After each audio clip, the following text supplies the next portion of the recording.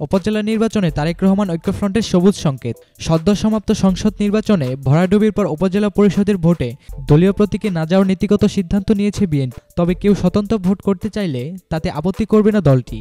এ ব্যাপারে জাতীয় ঐক্যফ্রন্ট ও ২০ দলীয় জোটের শীর্ষ নেতাদের মতামত নিয়েছে বিএনপি। সর্বশেষ বিএনপির স্থায়ী কমিটির বৈঠকেও দলের অধিকাংশ নেতা উপজেলা পরিষদ নির্বাচনে না যাওয়ার পক্ষে মত দেন। লন্ডন থেকে বিএনপির ভারপ্রাপ্ত চেয়ারম্যান তারেক রহমানেরও একই মত বলে জানা গেছে। তবে উপজেলা নির্বাচনে তফসিল ঘোষণার পর আনুষ্ঠানিকভাবে প্রতিক্রিয়া দেবে বিএনপি সহ জাতীয় ঐক্যফ্রন্ট। দলীয় সংশ্লিষ্ট সূত্রে এসব তথ্য জানা গেছে। উপজেলা ভোট প্রসঙ্গে বিএনপি মহাসচিব মির্জা ফখরুল ইসলাম আলমগীর বলেন, এই সরকারের অধীনে আর কোনো নির্বাচনে যাবে না জাতীয় ঐক্যফ্রন্ট। এই নির্বাচনে জনগণের প্রতিনিধিত্ব হয়নি, জনগণের ভোটাধিকার ডাকাতি করা হয়েছে। এ কারণে বিএনপি ও জাতীয় ঐক্যফ্রন্ট এই নির্বাচন বয়কট করেছে।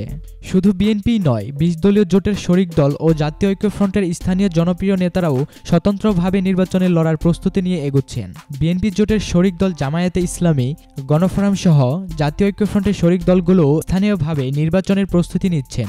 জানা যায়, বিএনপির তৃণমূল থেকে কেন্দ্রীয় নেতাদের বড় একটি অংশই আসন্ন উপজেলা পরিষদ নির্বাচন বর্জনের পক্ষে। তাদের যুক্তি, জাতীয় নির্বাচনের বিপর্যয়কর পরিস্থিতি সামলে ওঠার আগেই আরেকটি নির্বাচনে অংশ নিলে কোনোভাবেই কাঙ্ক্ষিত ফল পাওয়া যাবে না। উল্টো এই নির্বাচনকে কেন্দ্র করে দলীয় নেতাকর্মীদের ওপর আরেক দফা হামলা মামলা হবে।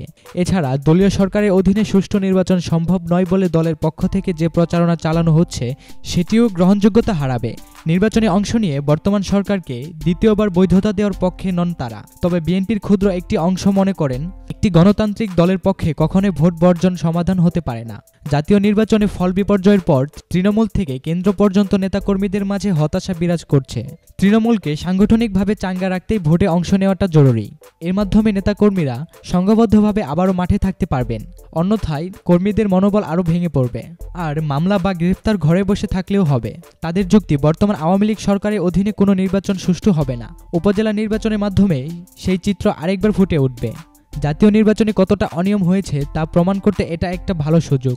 বিএনপির দপ্তর সম্পাদক রুহুল কবির রিজভী বলেন, কারাবন্দী বিএনপি চেয়ারপারসন বেগম খালেদা জিয়ার মুক্তি এবং জাতীয় নির্বাচনে হামলা মামলা নির্যাতিত নেতাকর্মীদের পাশে দাঁড়ানো, সেই চেষ্টাই আমরা করছি। নেতাকর্মীদের জামিন করাতে দলীয় আইনজীবী নেতাদের দিক নির্দেশনা দেওয়া হয়েছে।